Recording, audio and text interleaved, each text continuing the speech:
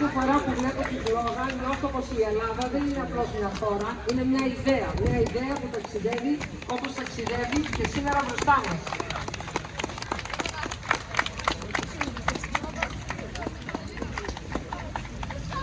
Και τώρα η Φλόγα θα αγγίξει το βωμό και θα γίνει φως για όλους μας.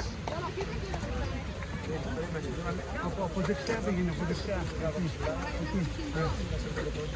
Εμείς θα κατέσουμε από εκεί.